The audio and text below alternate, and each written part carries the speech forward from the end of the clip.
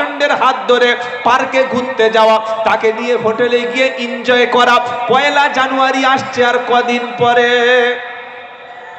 আপনাদের এখানে 1 জানুয়ারি হয়? হয় তো? খুব ভালো ছিল, সব আল্লাহওয়ালা। কি গো, যখন 31st নাইট হবে, 31শে ডিসেম্বর রাত যখন 12টা বাজবে, জেবিএল ওই যে বক্সটা কোথায় রেখেছে, এই দুটো আর নেই, কোন দিকে? হ্যাঁ, ওরকম মাল চলে আসবে, একদম 4-5 পিয়ার মাল। কি বুঝলেন? 4-5 পিয়ার মাল চলে আসবে। গ্রামের মধ্যে গান বাজনা শুরু হবে। দুটো একটা মুরব্বি, দুটো একটা সিনিয়র যদি বলে সব ছেড়ে দাও বাবা, গান বাজনা মুসলমান পাড়ায় করো না, তখন ইয়ং ছেলেরা বলবে দাদা পেশাব করে শুয়ে পড়ো, আমাদের ব্যাপারে নাক গলিও না। এসব তোমাদের বয়স আর আছে, বুড়ো হয়ে গেছে, যাক শুয়ে পড়ো, আমরা একটু এনজয় করছি। কি করছি যদি বলো? এনজয় করছি, এনজয়। আসল এনজয় তো শুরু হবে তোমার জান্নাতে। তুমি দুনিয়াতে একটা নারী পাওয়ার জন্য, কিছুটা গান শোনার জন্য, কিছুটা উত্তেজিত হওয়ার জন্য, তুমি এক্সাইটেড হওয়ার জন্য ড্যান্স করছো, গান বাজনা করছো। তাই 1 জানুয়ারি মাস যখন শুরু হয়, মুসলমানের ছেলেরা জানোয়ারের মতো লাফাতে শুরু করে, বড় বড় বক্স নিয়ে পিকনিক করতে শুরু করে। আর 1 জানুয়ারিকে তারা উইশ জানায়, তারা বলে হ্যাপি নিউ ইয়ার। কি বলে? Happy new year. ওকে জিজ্ঞাসা করো যে আরবি মাসের সূচনাটা কবে, ও তখন মাথা চুলকে বলবে বাড়িতে ঘুরে আসি, জানে না আরবি কি মাস চলছে খবর নাই। ও হ্যাপি নিউ ইয়ার জানাচ্ছে। এই যে জানুয়ারি মাসটা কেন জানুয়ারি হলো, রোমানদের একজন দেবতা, তার নাম ছিল জানুস। সেই দেবতার নামে যখন ইংলিশ মাসটা শুভ সূচনা হতে যাবে, তারা বলল আমাদের জানুস দেবতার নামে নাম দেয়া হোক জানুয়ারি। তাই আমি আব্দুল্লাহ জুবায়ের আমার ভাষায় বলি, কোন মুসলমান 31st নাইট উদযাপন করতে পারে না, কোন মুসলমান 1 জানুয়ারিতে বাঁদরের মতো বাঁদরামি করতে পারে না, কোন মুসলমান 1 জানুয়ারিতে হ্যাপি নিউ ইয়ার বলে উইশ করতে পারে না। যদি তার কাছে বছরটা দিনে শুরু হয়, 1 জানুয়ারিকে বছর মনে করে, তাহলে মিনিমাম অন্তত এতটুকু নিজের মধ্যে এই সচেতনতা তৈরি করা দরকার, 1 জানুয়ারিতে মসজিদে গিয়ে ফজরের নামাজ পড়ে কোরআন নিয়ে আল্লাহর কাছে কেঁদে দোয়া করা, রব্বুল আলামিন 2024 সালটা মিথ্যা বলেছিলাম, জেনা করেছিলাম, মাল খেয়েছিলাম, সুদ খেয়েছিলাম, গান শুনেছিলাম, বাপ মার অবাধ্য হয়েছিলাম, আল্লাহ লেখাপড়া শিখতে পারিনি, ভালো হালাল ব্যবসা করতে পারিনি। 2025 সাল 1 জানুয়ারি পড়ে গেছে।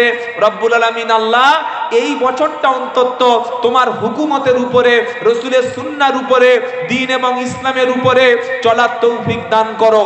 এটা করতে পারলে অন্তত আপনার কপালটা বদলে যেত।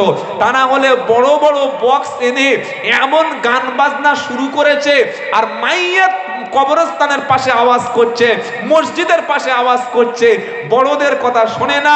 বাচ্চা অসুস্থ ব্যক্তি আছে, অনেক মানুষ হার্টের পেশেন্ট, তাদেরকে ঘুমের ডিস্টার্ব করছে, অনেক মহিলাদের গর্ভবতী, তারাও রাত্রে ঘুমাবে, তাদের ডিস্টার্ব করছেন। মনে রাখবেন, মানুষকে কষ্ট দেওয়া হলো কবিরা গুনাহ। কি বললাম বুঝতে পারলেন না? মুসলমান নয়, কোন মানুষকে কষ্ট দেওয়া হলো কাবিরা গুনাহ। আজ যুবকেরা তোমরা 1 জানুয়ারি পালন করো, তোমরা 31st নাইট উদযাপন করো, তোমরা বড় বড় ডিজে এনে গান বাজনা করো।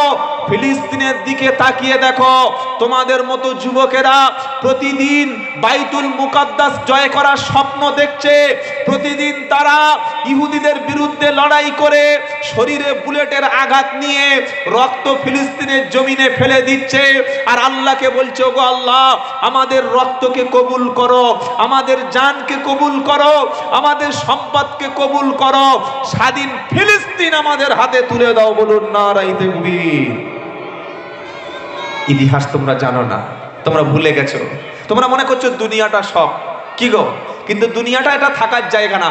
আসল সুখ, আসল শান্তি, আসল আনন্দ হচ্ছে আল্লাহর জান্নাতে। জোরে বলুন সুবহানাল্লাহ। ওয়া বাশশিরিল্লাযীনা আমানু ওয়া আমিলুস সালিহাতি আন্না লাহুম জান্নাতু তাজরি মিন তাহতিহাল আনহার কুল্লামা রুজিকু মিনহা মিন সামারাতির রিজকা ক্বালু হাদাল্লাযী রুজিকনা মিন ক্বাবলু ওয়া উতুবিহি মুতাশাবিহা ওয়া লাহুম ফিহা আজওয়াজুম মুতাহহারাতু ওয়া হুম ফিহা খালিদুন। প্রথম পারা সূরা বাকারার 25 নম্বর আয়াতে, এ যুবকেরা, আল্লাহওয়ালা ভাইয়েরা, যারা ঈমান এনেছো, দুনিয়ার মিথ্যা ধোঁকা থেকে বার হয়ে এসো, নারীর সঙ্গে হারাম রিলেশন থেকে বার হয়ে এসো, মদের বোতলটা ছেড়ে দাও, জেনার রাস্তাটা ছেড়ে দাও, মসজিদটা ধরে নাও, আল্লাহর কোরআনটা ধরো। আল্লাহ সুসংবাদ দিচ্ছে, ওয়াবাশশিরিল্লাযীনা আমানু ওয়া আমিলুস সালিহাত, যারা ঈমান এনেছে, ঈমান আনার পরে ভালো কাজ আমলে সলেহ করেছে যারা, তাদের জন্য জান্নাতের তলদেশে আমি আল্লাহ দুধের নহর, মধুর নহর, সুন্দর সুন্দর নহরগুলি আমি আল্লাহ তাদের প্রবাহিত করে রেখেছি। আর জান্নাতে যখন যাবে, কুল্লামা রুজিকু মিনহা মিন সামারাতির রিজকা, তাদেরকে সমস্ত রকমের ফল, সমস্ত রকমের খাবার দিয়ে জান্নাতের মধ্যে আপ্যায়ন করা হবে। জান্নাতের মধ্যে যখন ফল খাবে, বলবে রব্বুল আলামিন, এই ফলটা দুনিয়াতে খেয়েছিলাম, এই কমলাটা খেয়েছিলাম, এই আপেলটা খেয়েছিলাম, এই বাদামটা খেয়েছিলাম, এই আঙ্গুরটা খেয়েছিলাম। আমার আল্লাহ বলবে না, দেখতে দুনিয়ার মতো হলে কি হবে, আসল ফলটা তেমন না। ফল খাওয়ানো হয়ে গেল তাদেরকে, আমার আল্লাহ রাব্বুল আলামিন আরো বলছে, ওয়ালাহুম ফিহা আজওয়াজুম মুতাহহারা, তাদেরকে দেওয়া হবে, দান করা হবে পবিত্র সঙ্গিনী। জোরে বলুন সুবহানাল্লাহ। পবিত্র সঙ্গিনী দেওয়া হবে। তুমি মেয়ে দেখেছো, সুন্দরী দেখেছো কোনোদিন? সাদা চামড়ার কালো চোখ দেখেছে, দেখে মাথার চুলটা সামনে বড় রেখে পাশ থেকে ছিটে ছেঁড়া প্যান্ট পরে জলসায় ফোন নাম্বার চাইছে, বলছে ফোন নাম্বারটা হবে, ফোন নাম্বারটা হবে। ছাগল কোথাকারে। তুমি জান্নাতের সুন্দরী হুর দেখলে হার্ট অ্যাটাক করবে, সহ্য করতে পারবে কেন? সেই কাজটা করো। আল্লাহ বলছে, ওয়ালাহুম ফিহা আজওয়াজুম মুতাহহারা, পবিত্র সঙ্গিনী দান করা হবে। দুনিয়ার প্রত্যেকটি মহিলা বৃদ্ধা হবে, মাথার কালো চুলটা সাদা হবে, সুন্দর ঠোঁটটা থাকবে না, মুখের মধ্যে দাঁত থাকবে না। আজকে দেখছেন যার সুন্দর রূপ, ওই রূপ বলতে একদিন কিছু থাকবে না। হাতটা সুন্দর, মুখটা সুন্দর, এটা একদিন বৃদ্ধা হয়ে ওই আস্তে আস্তে করে কিসমিসের মতো মাংসটা ঝুলে যাবে, ভ্রুটা পেকে যাবে, কপালের মাথার চুল সব পেকে যাবে। তখন বিবিটা সুন্দরী হবে না, আর ও বিবিটা তখন ভালো লাগবে না। আল্লাহ বলছেন, তুমি নেক কাজ যদি করো, ঈমান আনার পরে ভালো কাজ যদি করো, জান্নাতে যে নারীটা তোমার দেওয়া হবে, ওটা কোনোদিন বৃদ্ধা হবে না, ওটার কোনোদিন মাসিক হবে না, ওটার পেশাব পায়খানা হবে না, শরীর খারাপ হবে না। দুনিয়ায় যত রকম শারীরিক রোগ আছে, ফিজিক্যাল দিক থেকে মানুষ দুর্বল হয়, টাইফয়েড হয়, ডেঙ্গি হয়, ম্যালেরিয়া হয়, কি হয় না? হয় না? আমাশা হয়, জ্বর হয়, সর্দি হয়, কাশি হয়, ব্রেন টিউমার হয়, ক্যান্সার হয়। জান্নাতের মধ্যে কোনো রোগ বালাই তোমার থাকবে না। তোমার স্ত্রী এবং তোমার জীবন জান্নাতে, যৌবন কখনো ফুরাবে না। জোরে বলবেন না সুবহানাল্লাহ। চিরসুপ্ত জান্নাত, চোখটা বন্ধ করে দেখো, যারা ঈমান এনেছে তাদেরকে দেখো, একটা নারী পাওয়ার জন্য দুনিয়াতে সব কিছু ছেড়ে দিয়েছে। হা হা হা। আর আল্লাহ বলছেন ওয়ালাহুম ফিহা আজওয়াজুম মুতাহহারা, পবিত্র সঙ্গিনী দেব। কেমন সঙ্গিনী? আজকের বর্তমান যে যুগ, ভালো মেয়ে পাওয়া আর ভালো ছেলে পাওয়া খুব কঠিন। ভালো মানে কি? চরিত্র ভালো, নামাজি, পরেশগার, দিনদার এরকম মহিলা পাওয়া। আর ভালো পরেশগার, মদ খাইনি, মাতলামি করেনি, রাম খাইনি, সিগারেট খাইনি, জর্দা খাইনি, কোনোদিন বন্ধুদের সাথে সিনেমা হলে যায়নি, কোনোদিন কোনো পর্ণ ছবি দেখেনি, কোনো বাজে রিলেশন করেনি। 100-র মধ্যে 90টা ছেলের চরিত্র সমাজ ধ্বংস করে দিয়েছে। আর 100-র মধ্যে 90টা মহিলার চরিত্র সমাজও ধ্বংস করে দিয়েছে। সুতরাং বুকে হাত দিয়ে কিন্তু আপনি বলতে পারবেন না যে আপনার জীবন সঙ্গিনী দুনিয়াতে হতে যাচ্ছে তার চরিত্র কত ভালো হবে, এটা আপনি ভাবতে পারবেন না। কিন্তু আল্লাহ কি গ্যারান্টি দিচ্ছে? লাম ইয়াতমিসুহুন্না ইনসুন ক্বাবলাহুম ওয়ালা জান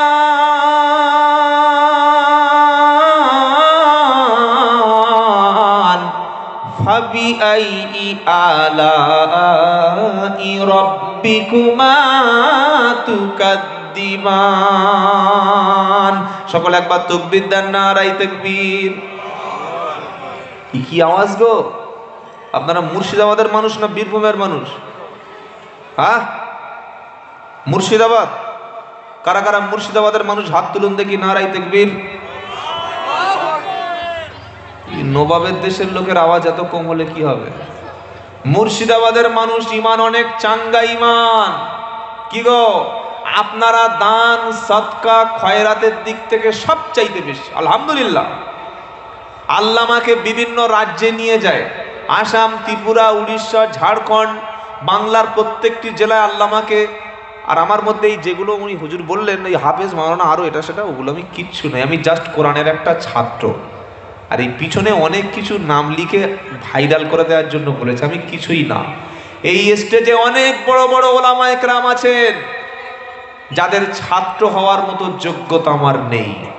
আমি এসেছি কোরআনের দুটো কথা শোনাতে, যদি আল্লাহ বলায় শোনাবো, আমরা সকলে শুনবো বলি ইনশাআল্লাহ। আমি সবার চাইতে ছোট। আমি আমার ছোট্ট জ্ঞানে দেখেছি ভাই, মুর্শিদাবাদের মানুষ দানের দিক থেকে, কোরআনের জন্য, ইসলামের জন্য, মসজিদ মাদ্রাসার জন্য দানের দিক থেকে, মেহমানদারির দিক থেকে 1 নম্বর। কিছু আচ্ছা বলুন। যিনারা এখনো খেতে বাকি আছেন, এখন ফাঁকা আছে, আপনারা খেয়ে আসতে পারেন। যিনারা এখনো খেতে বাকি আছেন, যিনারা ঈদগাহর ময়দানে যেয়ে খেয়ে আসতে পারেন।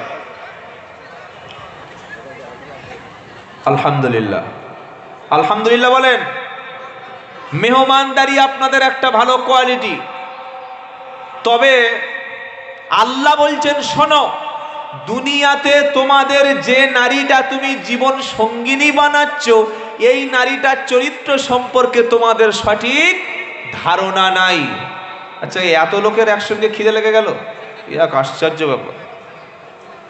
সবাই চলে গেলে তাহলে আমার এই কোরআনের খাবারগুলো খাবে কে? একটা হচ্ছে দেহের খাবার, আর একটা হচ্ছে রুহুর খাবার। রুহুর খাবার কি? রুহের খাবার হলো কোরআন। আর দেহের খাবারটা কি? মাছ, মাংস, ভাত, রুটি, পনির, চা, দুধ, কফি, পেঁপে, আলু, সবজি, ডাল, টমেটো। কি শুনতে পাচ্ছেন? কোনো মানুষ যদি 3 দিন 4 দিন না খায়, ভাই যারা পিছিয়ে পড়েছেন একটু কয়েক পা হেঁটে আগে আসুন, দেখি আপনাদের মুখগুলো দেখি চিনতে পারি কিনা। এই যে যারা পিছিয়ে পড়েছেন সামনে সামনে উঠে আসুন, আর জিকির করুন লা ইলাহা ইল্লাল্লাহ। যুবকেরা আগে আসো ভাই, তোমাদের বক্তব্য এখন শুরু হয়নি। এই যুবকেরা পাল্টে গেলে সমাজ পাল্টে যাবে ইনশাআল্লাহ। বুড়োদের দিয়ে আর কাজ হবে না, আর কোনো বুড়ো লোক জান্নাতে যাবেও না। কি যাবে? আমার কথা নয়, মুহাম্মদ সাল্লাম বলে গেছেন কোন বৃদ্ধ লোক জান্নাতে যাবে না, কোন কালো মানুষ জান্নাতে যাবে না। এই বক্তব্যটা শুনে একটা বৃদ্ধ কাঁদতে শুরু করেছে। একজন কালো মানুষ, কৃষ্ণবর্ণের মানুষ কাঁদতে শুরু করেছে। নবী বললেন, কেঁদো না, বৃদ্ধ মানুষ জান্নাতে গিয়ে তুমি হুর নিয়ে কোনো ফায়দা করতে পারবে না। আল্লাহ যখন তোমাকে জান্নাতে দেবে, তোমাকে যুবক এবং তরুণ বানিয়ে দেবে। সুবহানাল্লাহ বলতে ইচ্ছা করলো না? জোরে বলুন না সুবহানাল্লাহ। আর পিছনের ভাইরা ওখানে কি একদম ওই মানে ব্লুটুথ লাগিয়ে দিয়েছেন যে জায়গাটা ছাড়া যাবে না? একটু আগিয়ে আসুন না ভাই, আর জিকির করুন লা ইলাহা ইল্লাল্লাহ। আর জীবনে আমি কোনোদিন ডাকবো না গো ভাই, আজকের চলে আসুন এক রাতের জন্য। লা ইলাহা ইল্লাল্লাহ, লা ইলাহা ইল্লাল্লাহ, লা ইলাহা ইল্লাল্লাহ মুহাম্মাদুর রাসূলুল্লাহ। একদিন মাটির ভিতরে হবে ঘর, রে মন আমার কেন বাঁধো দালান ঘর। একদিন মাটির ভিতরে হবে ঘর, রে মন আমার কেন বাঁধো দালান ঘর। প্রাণ পাখি যাবে উড়ে পিঞ্জার ছেড়ে, ধরা ধমে সপিরাবে তুমি যাবে চলে। আমি আজকে রাত্রে যদি মারা যাই, কালকে আমার নাম আর উচ্চারণ হবে না, তখন কি বলা হবে? কি বলা হবে? লাশ। আর কবরে আগে চলে যায় বাঁশ, পরে যায়, আগে বাঁশ যায় না আগে লাশ যায়? তাই কবর বলছে সাবধানে কবর ডাঙায় যাস। আগে চলে গেছে 3 ফুটের 4-5টা কাঁচা বাঁশ, আগে গেল বাঁশ, পরে গেল লাশ। যাওয়ার আগে নামাজ নিয়ে, ঈমান নিয়ে, পবিত্র হয়ে, মানুষের সাথে ভালো আচরণ করে, আল্লাহকে খুশি করে, হারাম না খেয়ে সত্য বলে যাস, তাহলে ইনশাআল্লাহ পেয়ে যাবি জান্নাতের পাশ। আর আমল ছাড়া যদি কবরে আগে যায়, চলে গেছে বাঁশ, তাহলে মার্ক আর বন্ধ হবে না।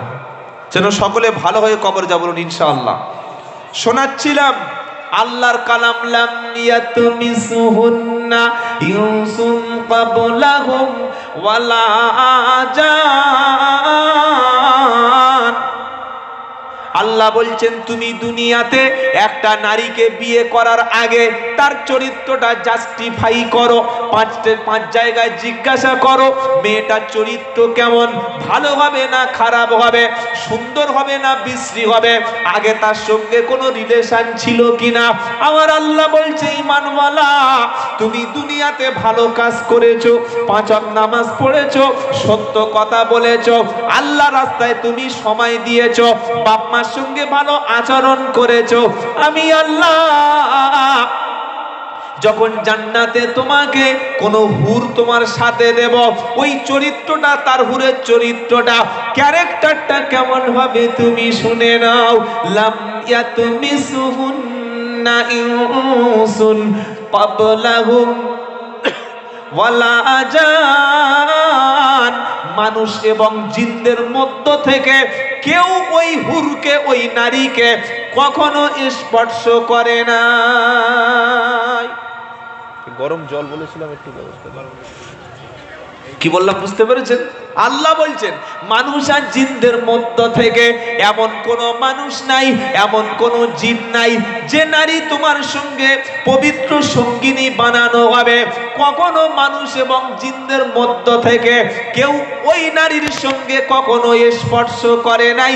এমন জীবন সঙ্গিনী ঈমানদারদের দান করব। জোরে বলুন সুবহানাল্লাহ। অনেকে বলবেন ঠিক আছে এমন জীবন সঙ্গিনী পাওয়া যাবে, কিন্তু তার বয়সটা কেমন হবে? 18 হবে না 30 হবে, 40 হবে না 42 হবে? আল্লাহ বলছেন কেমন জীবন সঙ্গিনী দেব? ইন্নালিল মুত্তাকিনা মাফাজা হাদাইকা ওয়া আনাবা ওয়া কাসান দিহাকা ওয়া কাইবা আতরাবা। জোরে বলুন না সুবহানাল্লাহ। আল্লাহ বলছেন কেমন জীবন সঙ্গিনী পাবে দেখো। একটা ওই 40-42 বছরের ছেলের সাথে বা একটা 35 বছর বা 30 বছরের ছেলের সাথে যদি 13-14 বছর বা 15 বছর কোনো নারীর বিয়ে দেওয়া হয়, তাদের মেন্টালের দিক থেকে, তাদের মানসিকের দিক থেকে একে অপরকে বোঝাপড়া সম্ভব হবে? কি বলছেন? এজন্য বিয়ের একটা বয়স রয়েছে, একটা ম্যাচিউরের ব্যাপার রয়েছে। 30 বছরের ছেলে 15 বছরের মেয়ে, 32 বছরের ছেলে 16 বছরের মেয়ে। 16 বছরের মেয়ের মেন্টালিটি, তার মানসিকতা, তার চিন্তা ভাবনা, তার চালচলন, তার বুঝ পড়া আর একটা 32 বছরের ছেলে, দুজনের এক হবে? কি বলছেন? হবে না। এজন্য আল্লাহ বলছেন ইন্নালিল মুত্তাকিনা মাফাজা, নিশ্চয়ই মুত্তাকিনদের জন্য রয়েছে সফলতা। জোরে বলুন সুবহানাল্লাহ। হাদাইকা ওয়া নাবা, তাদেরকে দেওয়া হবে খেজুরের বাগান, আঙ্গুর আর খেজুর। আঙ্গুর বোঝেন? আঙ্গুর বোঝেন না? আহা হা, সুন্দর বাগান, বিশাল বড় বাগান জান্নাতের, আঙ্গুরের বাগান তাদেরকে দান করে দেওয়া হবে। জান্নাতের সুন্দর উদ্যানে তারা ঘুরবে। আর পাবে কি? ওয়া কাওয়াইবা আতরাবা, আর সমবয়স্ক তরুণী। জোরে বলুন সুবহানাল্লাহ। হুর আপনার মনের খবর বুঝতে পারবে, আপনি তার মনের খবর বুঝতে পারবেন, আপনার মনটা তার মনটা দুজন মিলে যাবে। এটা জান্নাতি ব্যক্তিদেরকে দেওয়া হবে। এই সুন্দর হুর পাওয়ার জন্য দুনিয়াতে আপনাকে কাজ করতে হবে 8টা। কটা? জোরে বলুন। কি কি? পারা নাম্বার 11, পৃষ্ঠা নাম্বার 4, লাইন নাম্বার 2, সূরার নাম তাওবা, আয়াত নাম্বার 112। একদম সূরার প্রথম লাইন, আয়াত পৃষ্ঠার প্রথম থেকে 1 নম্বর লাইন থেকে শুরু হচ্ছে। 8টি কাজ করো, তোমার জন্য ওই জান্নাতের সুসংবাদ। কি কি?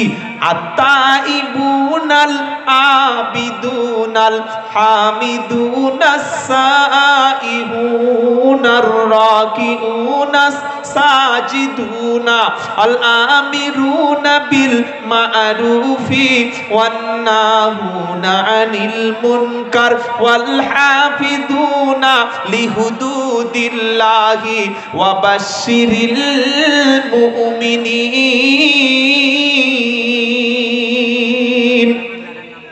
8টি কাজ করবো ইনশাআল্লাহ। ইনশাআল্লাহ বলি। 8টি কাজে রয়েছে আপনার জন্য ইমানদার জান্নাতের সুসংবাদ। প্রথম কি? আত্তাইবুনাল আবিদুনাল হামিদুন। প্রথম হচ্ছে তওবাকারী। প্রথমে কি বললাম? জোরে বলুন।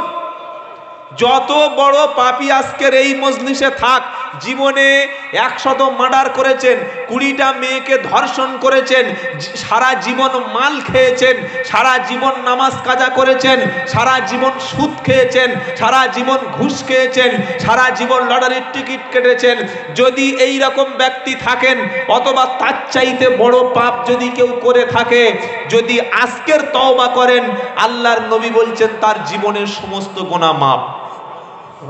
না সুবহানাল্লাহ এখন বলার দরকার নাই, কালকে সকালবেলা একবার বলবেন। জোরে বলুন না সুবহানাল্লাহ। তাহলে তওবা কি? কি গো, মদ খেয়ে নিলাম, তওবা তওবা তওবা তওবা তওবা তওবা হয়ে গেল নাকি? কিছু বুঝতে পারছেন না? আমার এই ছোট একটা ছেলে আছে, বুঝলেন, ও কিছু করলে আমি বললাম আস্তাগফিরুল্লাহ, ও তখন বলবে তওবা তওবা তওবা তওবা তওবা। আমি লিখি তওবা। এটা অনেক মানুষ করে। লোক মনে করে যে রাত্রিবেলা আস্তাগফিরুল্লাহ আস্তাগফিরুল্লাহ আস্তাগফিরুল্লাহ আস্তাগফিরুল্লাহ আস্তাগফিরুল্লাহ 100 বার পড়ে নিলাম, আর সকালে উঠে যা মাল ছিলাম সেই 2 নম্বরই শুরু করে দিলাম। এটা তওবা না। তওবার 3টে শর্ত। জান্নাতে যাওয়ার জন্য কাজ লাগবে 8টা। প্রথম হলো তওবা। তওবার শর্ত হলো 3টা। শুনছেন আপনারা? আপনার মন, আপনার মেধা, আপনার মস্তিষ্ক, চিন্তা ভাবনা, আপনার মাইন্ড যদি একটু ডাইভার্ট হয়ে যায়, বক্তব্য বাড়ায় চলে যাবে। এটা গল্প না, কোরআন। খুব ভালো করে ধীর স্থির সঙ্গে শুনবেন, বলি ইনশাআল্লাহ। জান্নাতে যাওয়ার কাজ কটা? 8টা। প্রথম কাজ কি? তওবা। তওবার শর্ত কটা? 3টা। কটা? জোরে বলেন। 3টা। প্রথম কি?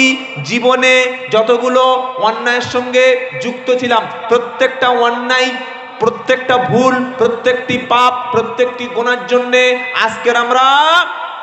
আজ থেকে সেই কাজটা থামিয়ে দেবো, স্টপ করে দেবো, সেই রাস্তা থেকে ফিরে আসবো। এটার নাম তওবা। নাম্বার 2, যে কাজগুলো করে এসেছি, যে কাজের সঙ্গে যুক্ত ছিলাম, এই কাজটা আগামীতে, এই কাজটা ফিউচারে, এই কাজটা ভবিষ্যতে আমার দ্বারায় আর কোনোদিন, যদি বলুন আর কোনোদিন হবে না।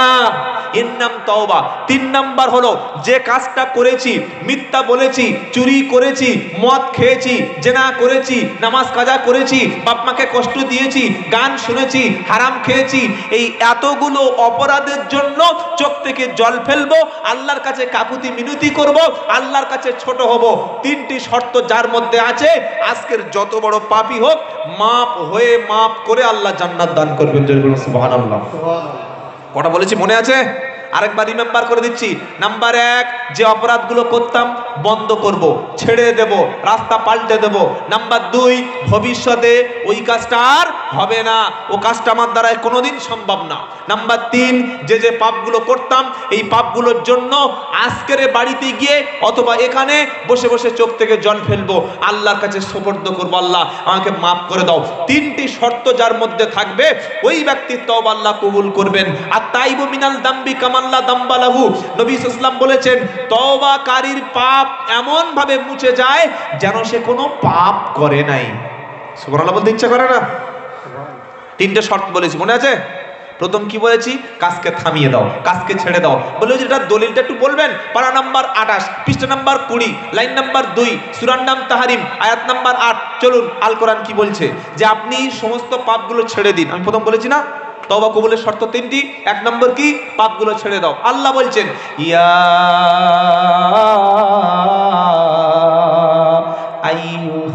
আইয়ুহাল্লাযীনা আমানু। শুনছেন আপনারা? শুনছেন না? শুনছেন না? ইয়া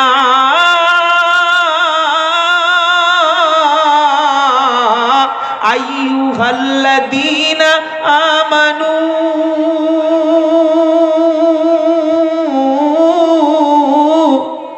তুবু ইলাল্লাহি তাওবাতান নাসুহা আসা রাব্বিকুম আইয়ু কাফিরা আনকুম সাইয়্যাতিকুম। আল্লাহ বলছেন, ও ঈমানদারেরা, ও বিশ্বাসীরা, শোনো, তুবু। প্রথমে আল্লাহ বলছে তওবা করো, ফিরে এসো। তওবা করার মানে কি? আরে বলছেন না কেন? ফিরে এসো। তওবার মানে ফিরে এসো, ফিরে ইউটার্ন নাও, ব্যাক করো। ভুল রাস্তায় গিয়েছো, রাস্তা ব্যাক করো, ফিরে এসো। তুমি যাবে বহরমপুর, উঠে পড়েছো তুমি ওই অন্য রাস্তায়, কি গো শুনছেন আপনারা? বর্ধমানের দিকে চলে যাচ্ছ, ফিরে এসো। তুমি যাবে মুম্বাই ট্রেন, কিন্তু ভুল করে উঠে পড়েছো চেন্নাই, ফিরে আসতে হবে না? হবে না? হ্যাঁ। তো আল্লাহ বলছেন, তুমি জান্নাতের রাস্তায় যাচ্ছিলে, তোমার বাপ ছিল জান্নাতে, দুনিয়াতে আসলো, শয়তানের ধোকায় পড়ে নিষিদ্ধ ফল খেলো, জান্নাত থেকে বহিষ্কার হলো, আর তিনি তওবা করেছিলেন। তুমি দুনিয়াতে এসছো, তোমার রাস্তা ছিল জান্নাতের, রাস্তা ছিল মসজিদের, রাস্তা ছিল কোরআনের, রাস্তা ছিল ওলামাদের সাথে, রাস্তা ছিল হালাল, রাস্তা ছিল সুন্নাত। তুমি সেই রাস্তা ছেড়ে দিয়ে খারাপ পথে চলে গেছো। তাই আমি আল্লাহ বললাম, তুবু ইলাল্লাহ, আল্লাহর দিকে ব্যাক করো। করবো ইনশাআল্লাহ? ইনশাআল্লাহ বলি। তাই আল্লাহ বলছেন, ইয়া আইয়ুহাল্লাযীনা আমানু তুবু ইলাল্লাহি তাওবাতান নাসুহা। আল্লাহু আকবার। ও বিশ্বাসী ইমানদারেরা, বাবা একটু আস্তে কথা, একটু আস্তে। বিশ্বাসী ইমানদারেরা যারা ঈমান এনেছ, তোমরা ফিরে এসো, ফিরে এসো, আমি আল্লাহর দিকে ফিরে এসো, আসবো ইনশাআল্লাহ। আরে জোরে বলেন না। খাওয়া দাওয়া হয়ে গেছে না হয়নি সবার? আপনারা খেয়েছেন তো? খেয়ে ভোল্টেজ কই?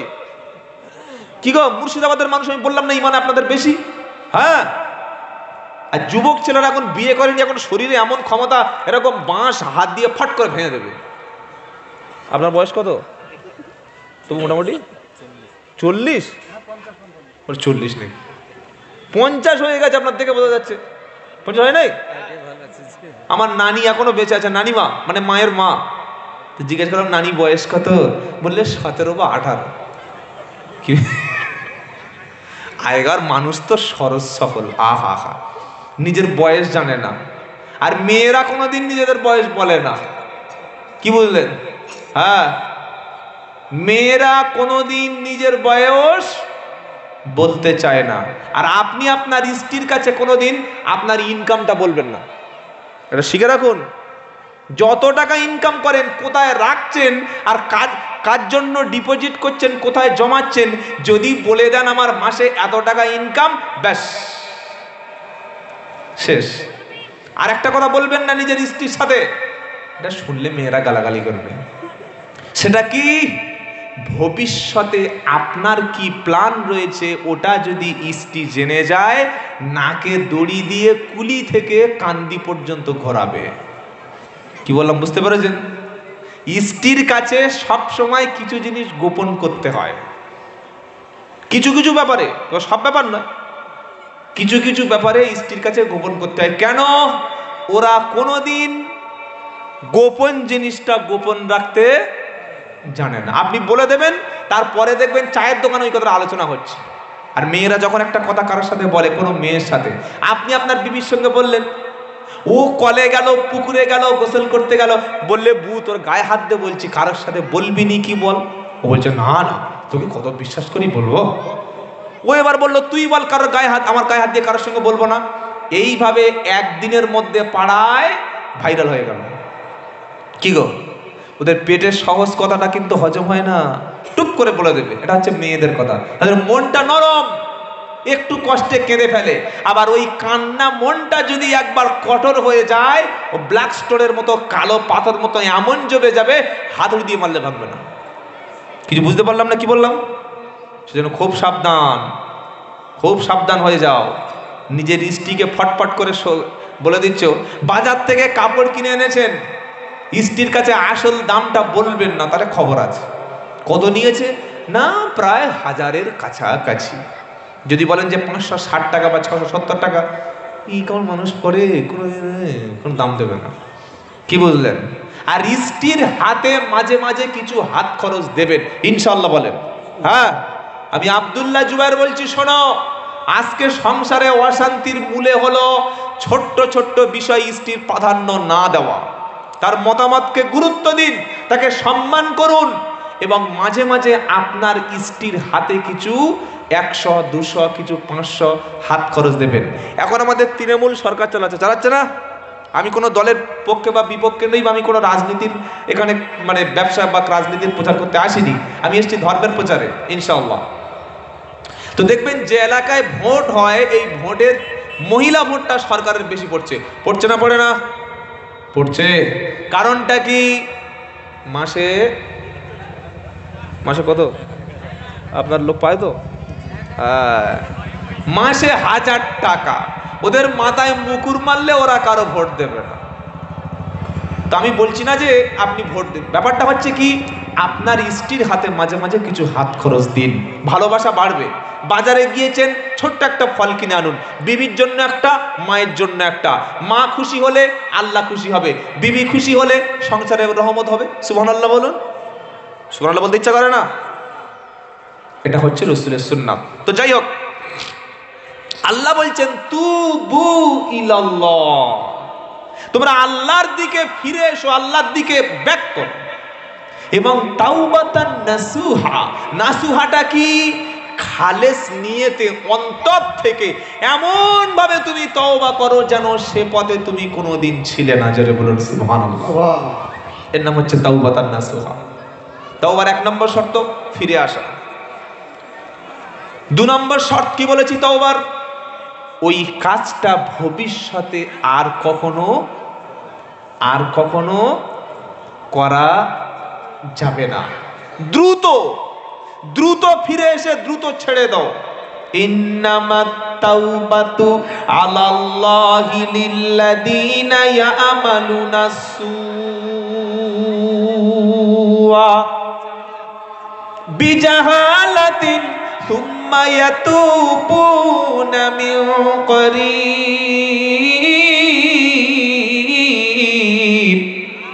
ফাউলাইকা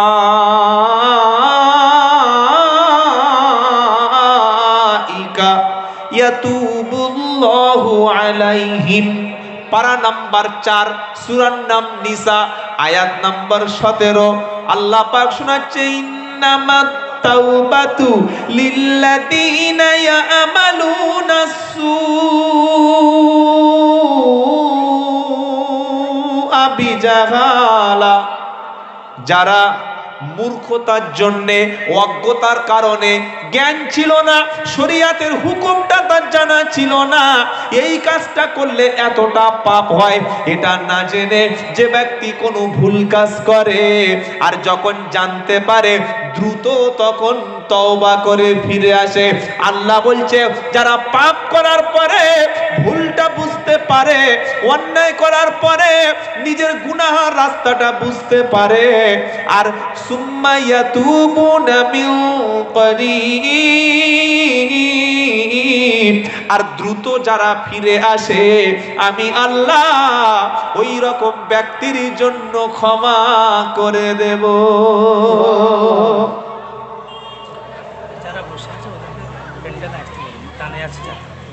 যারা দাঁড়িয়ে আছেন কোমরের কষ্ট দিচ্ছে, যদি বসতে পারেন তো একটু বসুন, আর যদি বলেন না তাহলে দাঁড়িয়ে থাকুন, ওটা আপনাদের চয়েস। খুব গরম, এর সঙ্গে একটু মিক্সড করে দিন। আর যে স্টিলের গ্লাস মানে এখন কিয়ামত পর্যন্ত ঠান্ডা হবে না। বাবারা একটু বসুন না বাবা, ভালো লাগবে, খুব ভালো লাগবে। কি গো, আর যুবক ছেলে তো কোমরে প্রচন্ড বল আছে, আর যে প্যান্ট বাপ কিনে দিয়েছে বসলে পিছন থেকে এমন ন্যারো প্যান্ট কিনে দিয়েছে, পকেটে প্লাস্টিক নিয়ে ঘুরছে, খুলতে গেলে প্লাস্টিক, লাগাতে গেলে প্লাস্টিক। কি বলছি বুঝতে পারছেন না? হ্যাঁ, মানে পায়ের মধ্য থেকে প্যান্টটা যখন গলাবে তখন প্লাস্টিকটা পায়ে তখন দিয়ে দেবে। আমি বললাম ভাই 1 কোটো গ্রিস কিনে রাখ। ন্যারো প্যান্ট, পিছনের দিকে ছেঁড়া, সামনের দিকে ফাটা, হাঁটুর কাছে ফাটা, মুসলমানের বেটা। ওই অবস্থায় যদি আপনার মৃত্যুটা হয়, মালাকুল মউত এসে ভাববে যে মালটা শ্মশানে নিয়ে যাব নাকি কবরস্থানে নিয়ে যাব। কি বুঝলেন? আহা হা, এটা পড়ো না ভাই, এটা তোমার সম্মান নষ্ট করে। তুমি মুসলমান, তোমার বাপ মুসলমান, তোমার একটা স্ট্যাটাস আছে, তোমার একটা সম্মান আছে, তুমি উত্তম জাতি, খায়রা উমাম, তুমি লাকাদ খলাকনাল ইনসানা ফি আহসানি তাকবীম, পশুর চাইতে তুমি ভালো। পশু, জন্তু, জানোয়ার, তাদের বুদ্ধি নাই, বিবেক নাই, সেন্স নাই, জ্ঞান নাই, এডুকেশন নাই, তারপরে তারা ওই রকম কাজ করে না। তুমি ওই পোশাকটা পরো না। আপনার মেয়েকে যখন পোশাক কিনে দেবেন, যেটা অ্যাড দিচ্ছে টিভিতে, যেটা সোশ্যাল মিডিয়ায় অ্যাড দিচ্ছে, যেটা হিরো হিরোইনরা পড়ছে, বাপ গিয়ে ওই চুড়িদারটা, ওই জামাটা কিনে দিচ্ছে না। ভাই, আপনি মুসলমান, মরণের পরে আল্লাহর কাছে হিসাব দিতে হবে। আপনি ছেলের জন্য, মেয়ের জন্য এমন যদি কোনো পোশাক চয়েস করেন যেটা খ্রিস্টানদের রীতিনীতি, যেটা পরলে আপনার মেয়ের মাথার চুল বার হয়ে যায়, যেটা পরলে আপনার মেয়ের হাত, আপনার মেয়ের পেট, আপনার মেয়ের পিঠ, আপনার মেয়ের শরীরের উলঙ্গ অবস্থাটা কোনো পুরুষ দেখে দূর থেকে ধারণা করে যে মাল একটা যাচ্ছে, বলে না, বলে না? অনেক ছেলেরা মেয়েদেরকে মাল বলে, আস্তাগফিরুল্লাহিল আযীম। ভাই, আপনার বোনটার যদি কেউ মাল বলে কেমন লাগবে? আপনার জন্ম দেওয়ার মেয়েটা যদি কেউ মাল বলে কেমন লাগবে? এসব শব্দ বলতে নাই, বলবেন না। আপনি মুসলমান, আপনার ছেলে আপনার মেয়ের জন্য সবচাইতে উত্তম পোশাকটা পরতে দিন, যে পোশাকটা পরলে শালীনতা বজায় থাকে, যে পোশাকটা পরলে মানুষ বলে চেনা যায়। হাজী সাহেবের মেয়ে এমন ড্রেস পরে 1 জানুয়ারিতে নাচছে, যে ছেলে কটা দেখেছে সব কটা রাত্রে গোসল করতে হয়েছে। কি বললাম বুঝতে পারলেন না? এমন চেহারা, ছি ছি ছি ছি ছি, আস্তাগফিরুল্লাহিল আযীম। আমি জানি না আবার এই পাপটা আপনার এলাকায় শুরু হয়েছে কিনা। আমাদের 24 পরগনা, আমি আব্দুল্লাহ জুবাইর, আমার বাড়ি বারাইপুর থানায়।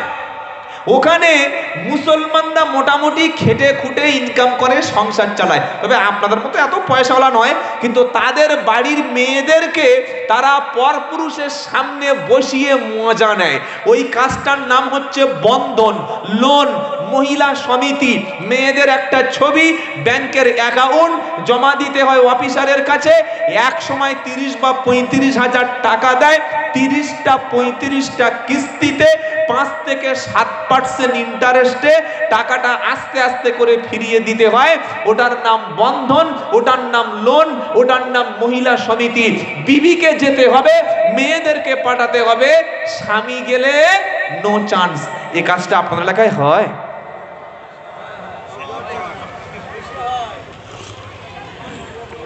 দোয়া করে দিই সকলে, চলুন দোয়া করে চলে যাই, আর কথা বলুন আপনার। কি গো, এর কাজটা হয় নাকি? আল্লাহ, আপনারা করতে দেন? আপনার বিবি একজন পরপুরুষের কাছে বসবে, আপনার বিবি, আপনার গায়রাতটা কি লাগে না? আপনার লজ্জা হওয়া উচিত যে আমার স্ত্রী একজন পুরুষের সঙ্গে এনজয় করবে, কথা বলবে, হাসবে, স্যার বলবে। আর ওদের মধ্যে যে হেড, যে সুন্দরী দেখতে, যার চেহারাটা একদম ফার্স্ট ক্লাস, ওকে বানিয়ে দেওয়া হবে গ্রুপের হেড অফ দা ডিপার্টমেন্ট। ওই হচ্ছে ম্যাডাম। আর ম্যাডাম সবার খাতা কলম ঠিক করে।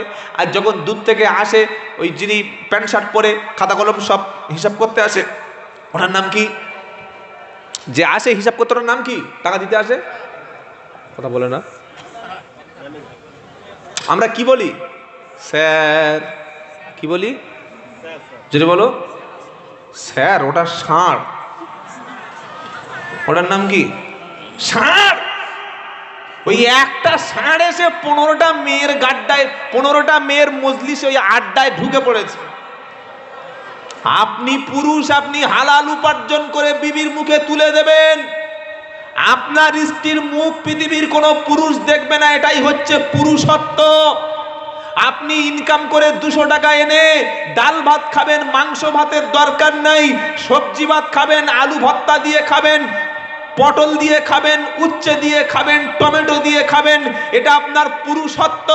আর মোটা টাকা ইনকাম করে বিবি সুদের টাকা এনে পরপুরুষের কাছে নিজের মনটা, নিজের হাসিটা বিক্রি করে যেটা এনে আপনার সংসারে দিচ্ছে, আপনি আর পুরুষ নন, আপনি হিজড়া। এখন কি হবেন সেটা আপনারা দেখুন। আপনাদের এলাকায় পাপ নাই, ওটা আমাদের 24 পরগনা আছে, তাই বললাম, যাতে ওই ভাইরাসটা এখানে না ঢোকে। কি শুনছেন আপনারা? কি বললাম বুঝতে পারলে না? আল্লাহ বলছেন, আর রিজালু কাওয়ামুনা আলান নিসা বিমা ফাদ্দালাল্লাহ। নারী আর পুরুষের অধিকার মর্যাদা সব দিক থেকে সমান সমান, কিন্তু একটা জায়গায় পুরুষের মর্যাদাটাকে একটু বাড়িয়েছি। ওটা হলো পুরুষ ব্যয় করে, পুরুষ খরচ করে, পুরুষ নারীর শাড়ি কিনে দেয়, পুরুষ তার স্ত্রীর জন্য অসুস্থ হলে চিকিৎসা করায়, পুরুষ তার দায়িত্বটা নেয়। এই জন্য স্বামীর মর্যাদাটা পুরুষের উপরে এক ধাপ উপরে। কেন? পুরুষ খরচ করে, পুরুষ ব্যয় করে, পুরুষ ইনকাম করে। আমি তোমাকে বিয়ে করলাম, এত টাকা দেন মোহরে, কবুল কবুল কবুল, বিয়ে হয়ে গেল, বিয়ে তো হলো, কিন্তু মৃত্যু পর্যন্ত এই স্ত্রীর সম্পূর্ণ দায়িত্ব আপনার হাতে। যারা বন্ধন, মহিলা সমিতি, লোনের সঙ্গে যুক্ত হয়ে গেছেন, নবীর একটা হাদিস শুনুন, কোরআনের একটা আয়াত শুনুন, আবার তওবার মধ্যে চলুন।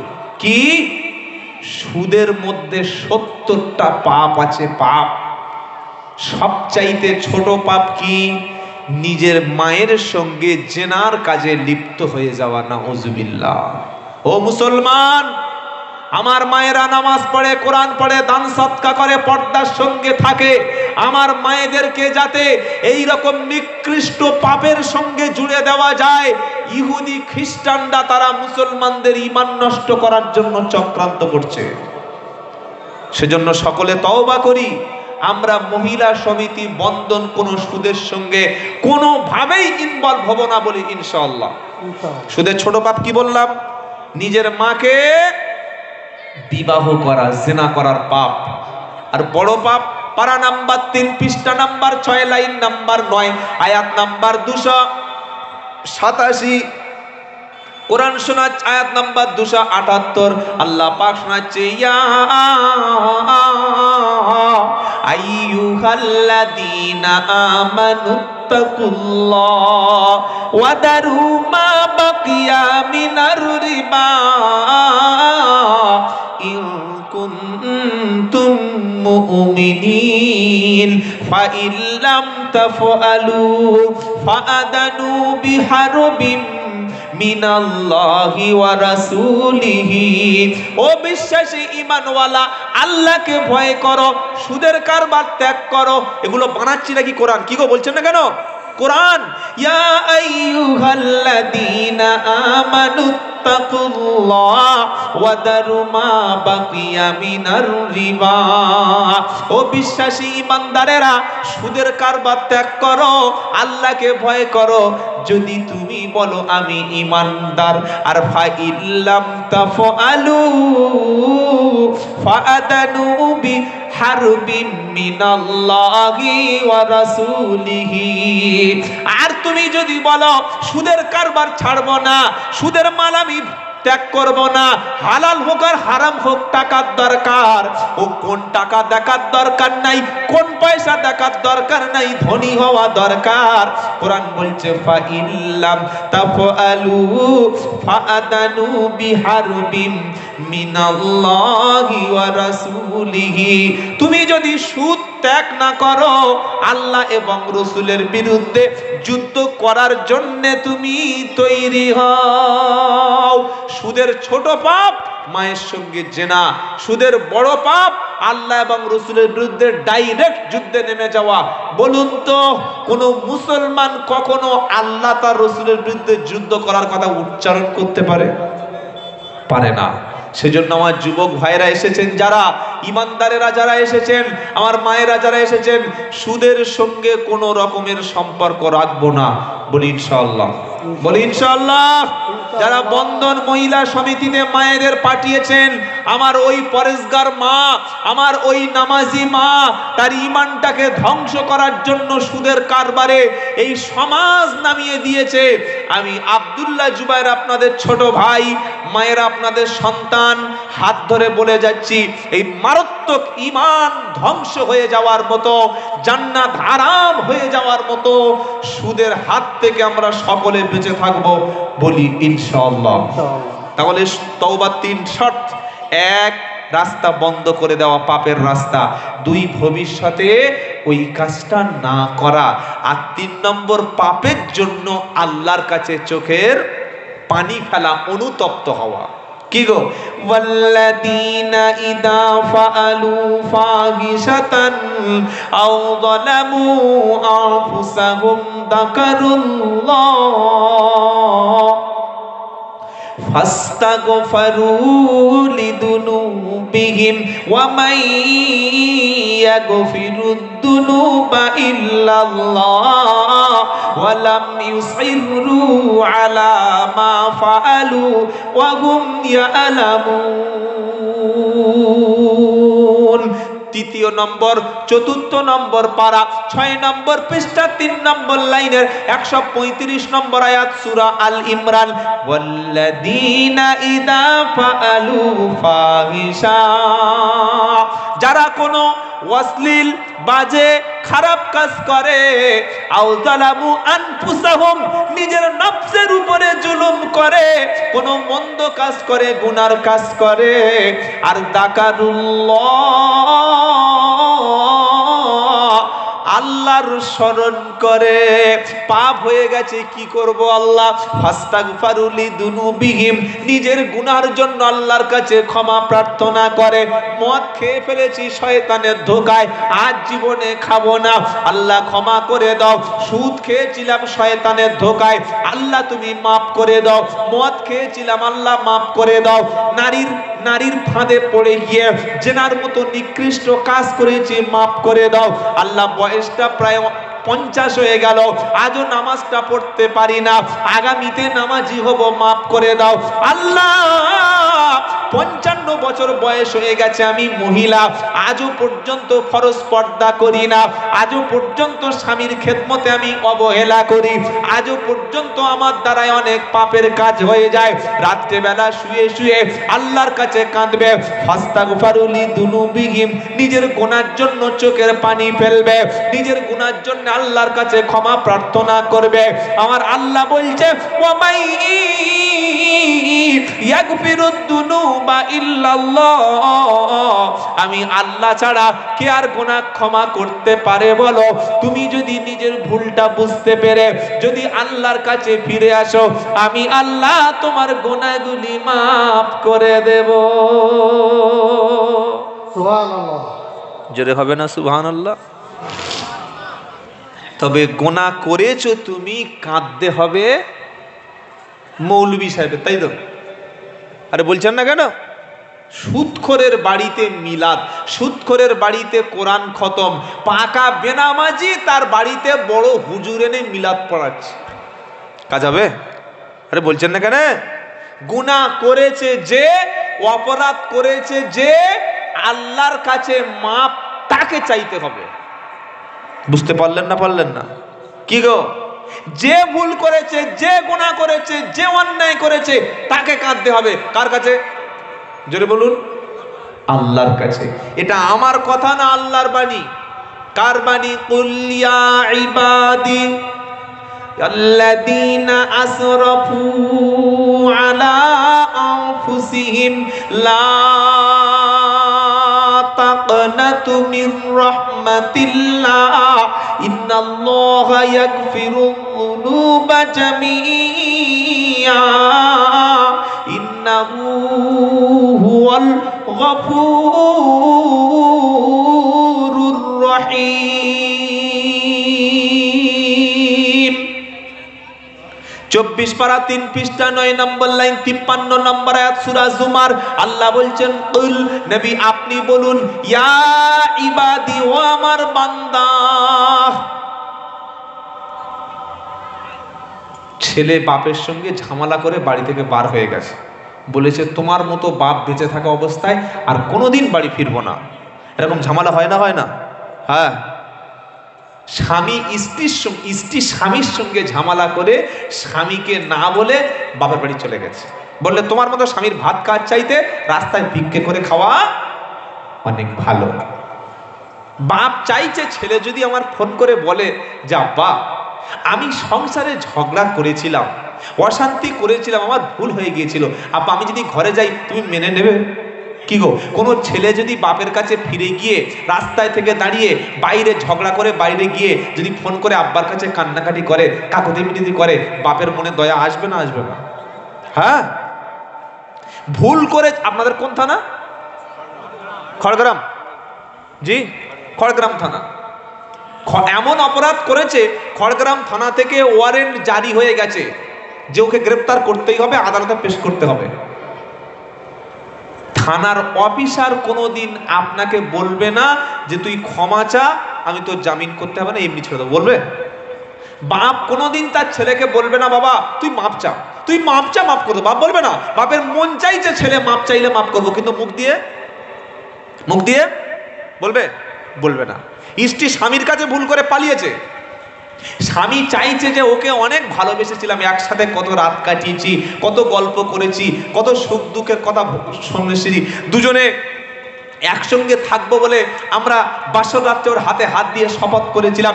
জীবনে একসঙ্গে কত ঘুরতে গেছি, কত দুঃখের সময় দুজনে একসঙ্গে কেঁদেছি, কত সুখের দিনে দুজনে একসঙ্গে হেসেছি।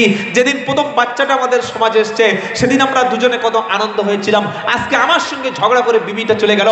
স্বামী চাইছে যদি বিবি আমার কাছে অন্তত একটা ফোন করে হলেও ক্ষমা চায়, মাপ চায়, যে আমি যাচ্ছি, আমাকে তুলে নাও, আমি কবুল করে নেবো। কি চায় না? চায় না? চায়। কিন্তু স্বামী কোনোদিন তাকে বলবে না যে আয় মাপ চা, ক্ষমা করে দেব। চাইবে? বলবে? পুলিশ বলবে, মন্ত্রী বলবে, বাপ বলবে? কেউ বলবে না। সবার চাইতে আমার আল্লাহর দয়া, সবার চাইতে আল্লাহর রহমত হাজার হাজার গুণ বেশি। ওই আল্লাহ পাপিষ্ট, মদখোর, জেনাখোর, চুল্লুখোর, মাতালকে, বেনামাজিকে, পাপিষ্ট ব্যক্তিকে ডেকেছেন বান্দা বলে। জোরে বলুন সুবহানাল্লাহ। ডেকে কি বলছে? ইয়া ইবাদি আল্লাযীনা আসরাফু আলা আনফুসিহিম লা তাকনাতু মিন রাহমাতিল্লাহ। ও আমার পাপিষ্ট, পাপিষ্টতাও বলে নাই, আল্লাহ বলছে বান্দা। কি গো? হ্যাঁ, আল্লাহ মদ করায়, সুদ করায়, জেনা করায়, বেনামাজি আয়, এইসব কিছু বলে নাই। আল্লাহ কি বলছেন? ইয়া ইবাদি, ইয়া ইবাদি আল্লাযীনা আসরাফু আলা আনফুসিহিম। হে পাপিষ্ট, যারা পাপ করে, যারা নিজের নফসকে গুনাহ করে নষ্ট করে দিয়েছো। এখন মসজিদে যেতে ভালো লাগে না, কোরআন পড়তে ভালো লাগে না, এখন আর তোমার নামাজ ভালো লাগে না, দিন ভালো লাগে না, ইসলাম ভালো লাগে না। হে অপরাধী, অপরাধ করে জীবন নষ্ট করেছো, এত মদ খেয়েছো, ডাক্তার রিপোর্ট দিয়েছে ফুসফুস ক্যান্সার, ডাক্তার রিপোর্ট দিয়েছে মাউথ ক্যান্সার। মাতাল আছে না নাই? কি বলছেন না কেন? মুসলমান কোনোদিন মাল খায়? সরকারের সবচাইতে বড় ইনকামটা হচ্ছে মদ বিক্রি করে। যারা দেশের খবর রাখেন তাদের জিজ্ঞাসা করুন, সরকারের সোর্স অফ ইনকামের রাস্তাটা হচ্ছে আবগারি দপ্তর থেকে। মদের লাইসেন্স, মদের দোকান সমাজে বাড়ছে না কমছে? জোরে বলুন। বাড়ছে। মদের দামটাও কমছে, মাল সাপ্লাই বেশি দিচ্ছে, মুসলমানরা খাচ্ছে। আচ্ছা, মদ যত বেশি বিক্রি হবে কার লাভ হবে? বুঝতে পারলেন না কি বললাম? সরকারের লাভ। এক মদ থেকে তারা বিশাল টাকা ইনকাম করবে। 2 নম্বর, যখন সমাজে মাতাল বেশি বাড়বে তখন সরকারের ভুলগুলি, নেতাদের কাজগুলি আর কেউ প্রশ্ন করবে না। স্কুলে ক্লাস হচ্ছে কিনা, অফিসে মানুষ কাজ করছে কিনা, রাস্তাটা খারাপ কেন, আবাস যোজনার ঘর নেই কেন, আমাদের পানি ঠিক মতো আসছে না কেন, বিদ্যুতের সমস্যা কেন, গ্রামে উন্নয়ন নেই কেন, এত নেতা চুরি করে জেলে যাচ্ছে কেন, ধর্ষণ হচ্ছে কেন, এ প্রশ্ন মাতাল কোনোদিন করবে না। এ প্রশ্ন কারা করবে? মা, তুমি যখন মৃত্যুবরণ করবে, কবরের জিন্দেগিতে তোমার যখন আলমে বারজাক শেষ হয়ে যাবে, কিয়ামতের দিন যেদিন আমি কবর থেকে তুলব, তোমার সেই পুরস্কারটা দেয়া হবে। তুমি যতটুকু কাজ করেছো, আমল করেছো, ঠিক ততটুকু বদলা তোমারও দেওয়া হবে। আল্লাহ পাক তার বান্দার উপরে সামান্য পরিমাণ জুলুম করেন না। যে যতটুকু আমল করবে সে ততটুকু কি গো ফল পাবে।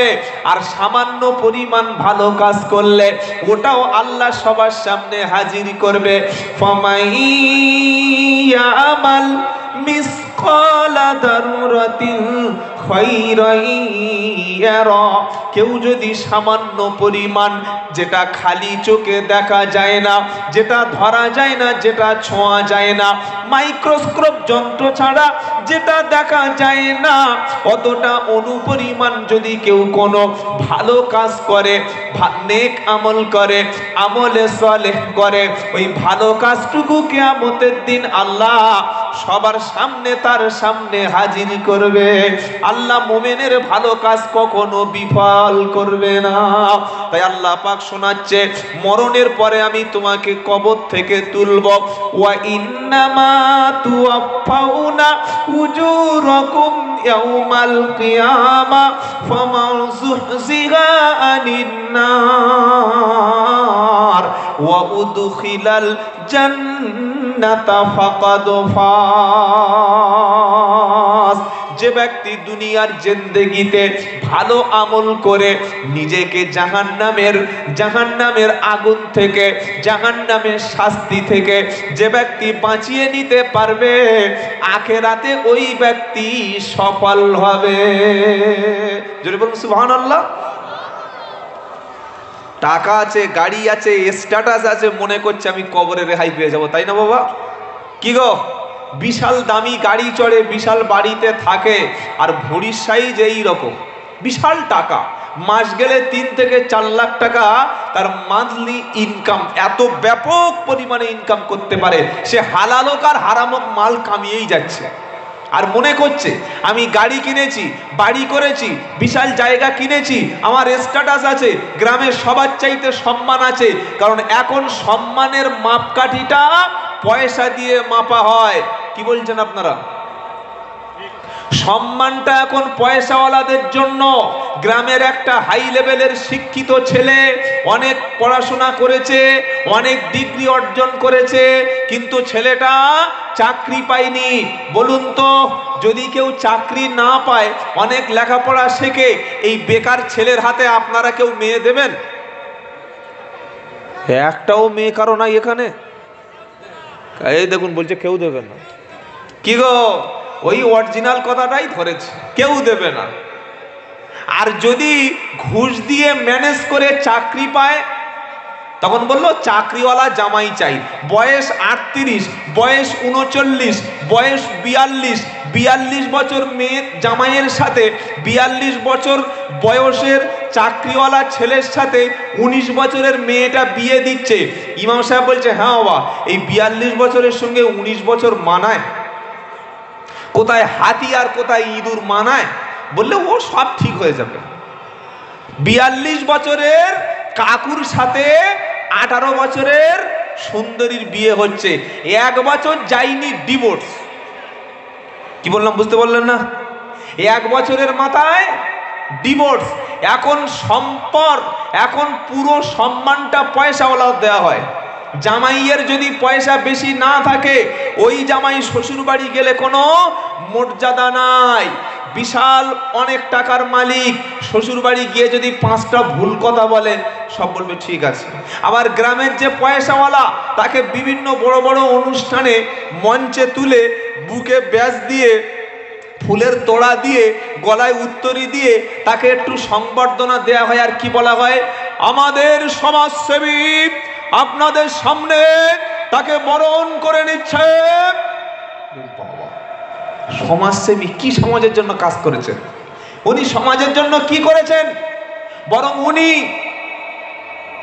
রাস্তার কন্ট্রাক্টরি করতে গিয়ে 3 কোটি টাকার কাজটা 1 কোটি টাকা করে 2 কোটি মাল ঝেপে দিয়েছে। আর 50 লাখ টাকার মধ্যে কাজ করতে গিয়ে 20 লাখ টাকা খেয়ে নিয়েছে। যদি 50,000 টাকা কোনো একটা সংস্থায় দেয়, তাকে মঞ্চে তুলে সংবর্ধনা দেওয়া হয়। কি হচ্ছে না? হয় না? কিন্তু উনি জনগণকে ক্ষতি করলো, এটা লোক দেখলো না। এখন সমাজসেবী হওয়ার জন্য সাদা পাঞ্জাবি, সাদা একটা রুমাল, সাদা একটা টুপি, অবৈধ ইনকাম থাকলে আর কিছু টাকা ডোনেট করে দিলে সকলে বলবে সমাজসেবী। কিন্তু চরিত্র, ওর আকলাক, ওর ব্যবহার, সোর্স অফ ইনকাম, সে মাল কিভাবে কামাচ্ছে, ঘুষের টাকা না সুদের টাকা, নাকি 2 নম্বরই টাকা, না হারামের টাকা, এটা বাদ বিচার।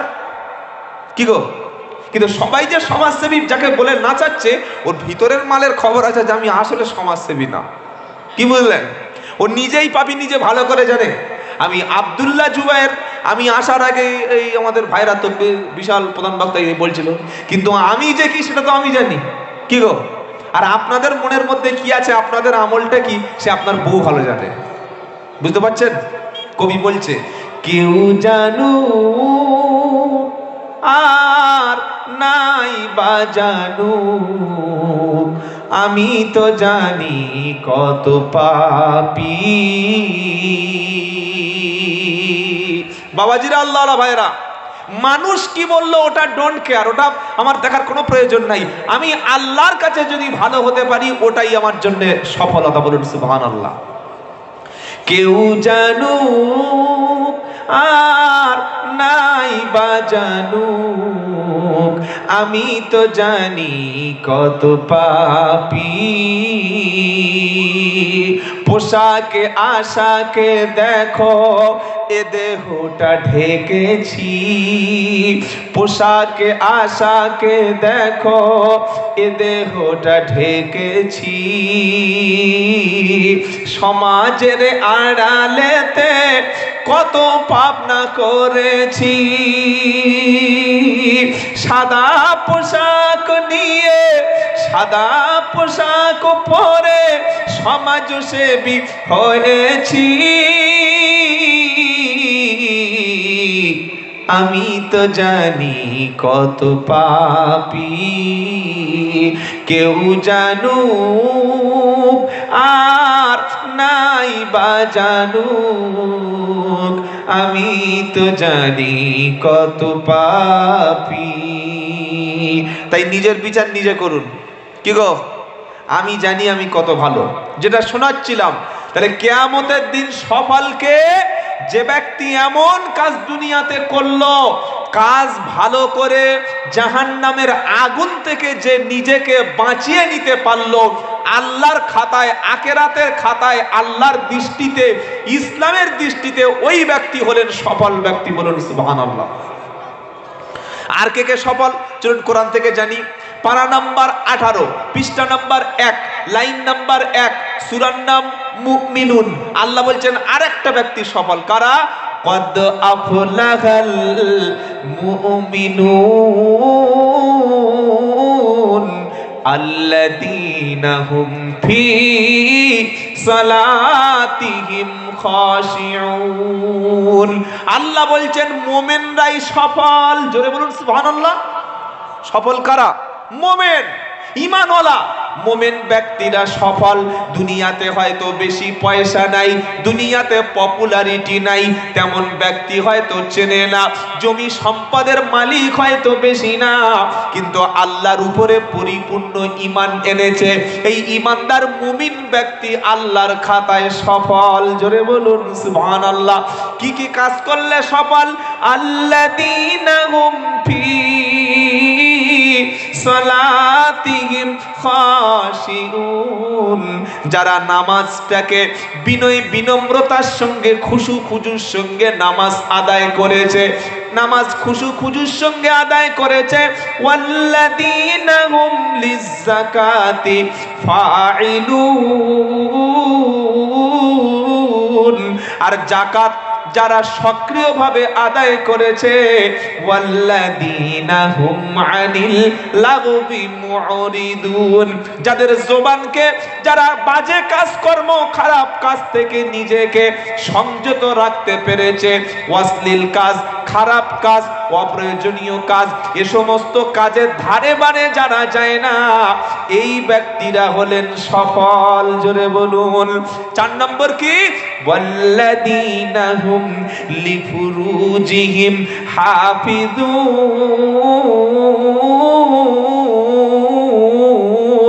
যারা নিজেদের লজ্জাস্থানগুলিকে হেফাজত করেছে।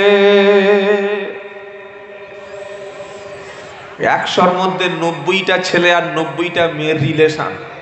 কি বললাম? রিলেশন মানে কি? ভালো চাকরি করে নাকি? বলছেন না যে রিলেশন মানে বিয়ের আগে সম্পর্ক। রাতে ওই মেয়েটাকে ফোনে না ঘুম পড়িয়ে ঘুমায় না, প্রচুর ভালোবাসে। বাপকে বলছে বাপ, মাকে বলছে মা, ওই মেয়েটা ছাড়াই বাঁচবো না, ওর সঙ্গে আমার মরণ, ওর সঙ্গে আমার জীবন। ছেলেটা মেয়েটার মাথায় হাত দিয়ে বলছে তুমি আমার মাথায় হাত দাও, আমি তোমার মাথায় হাত দিই, হাত দিয়ে শপথ করো। কিসের শপথ? বললে ভালোবাসার শপথ। ভালোবাসার শপথ করে বলো যে তুমি আমার ছাড়া থাকবে না, আর আমি তোমার ছাড়া কোনোদিন ছেড়ে যাব না। আচ্ছা আপনারা বলুন, আল্লাহ ছাড়া পৃথিবীতে অন্য কারোর নামে কখনো শপথ করা যায়? হ্যাঁ বানা বলুন না। নবী ইসলামের সুস্পষ্ট হাদিস, মান হালাফা বিগাইরিল্লাহি ফাকাদ আশরাকা, যে ব্যক্তি আল্লাহ ছাড়া অন্য কারোর নামেই শপথ করে সে ব্যক্তি মুশরিক হয়ে গেল, শিরক করলো আল্লাহর সঙ্গে। অনেক লোক আছে বলে মায়ের কসম, বলে না, অনেকে বলে বাপের কসম, অনেকে নিজের ছেলের মাথায় হাত দিয়ে অনেক মা কসম খায়, অনেক ব্যবসায়ী দোকানদারকে ভেলকি লাগানোর জন্য, দু নম্বরি করার জন্য দোকানের মালের উপরে হাত দিয়ে কসম করে, করে না করে না? হ্যাঁ। আবার অনেক ব্যক্তি কোরআন শরীফে হাত দিয়ে কসম করে, কেউ মসজিদ ছুঁয়ে কসম করে, কেউ কাবা শরীফের দিকে হাত দিয়ে কসম করে। আর অবৈধ প্রেমিক প্রেমিকা একে অপরের মাথায় হাত দিয়ে বলছে তোমার ভালোবাসার কসম তোমার ছেড়ে যাবে না। এসব মিথ্যা কথা, 4 পয়সা দাম নাই। বিয়ের আগে যতগুলো ভালোবাসা আছে সবগুলো নোংরা রাস্তা, অশ্লীল। ইন্নাহু কানা ফাহিশাতান ওয়া সাআ সাবিলা, নিকৃষ্ট নোংরা কাজ হলো বিয়ের আগে ভালোবাসা। বললেন আমাদের পবিত্র প্রেম, কি বলছে বলুন? বলে পবিত্র প্রেম। বললে হুজুর আমি একটা মেয়েকে খুব ভালোবাসি, যদি আমরা দুজনে হাত ধরে গল্প করি, দুজনে যদি আমরা এক জায়গায় থাকি, এক জায়গায় ঘুমাই, অসুবিধা হবে? চিন্তা করুন। আর এইটাকে প্রাধান্য দেওয়ার জন্য আমাদের সমাজ ব্যবস্থার মধ্যে কি হিন্দু, কি মুসলমান, কি খ্রিস্টান, প্রত্যেক সমাজের মধ্যে রয়েছে বিবাহ নামক একটা সমাজের স্বীকৃতি দেওয়া বন্ধন। আমার কথা বুঝতে পারছেন কি বললাম? প্রত্যেকটা হিন্দু, প্রত্যেকটা মুসলিম, প্রত্যেকটা খ্রিস্টান সমাজের মধ্যে বিবাহর প্রথা রয়েছে।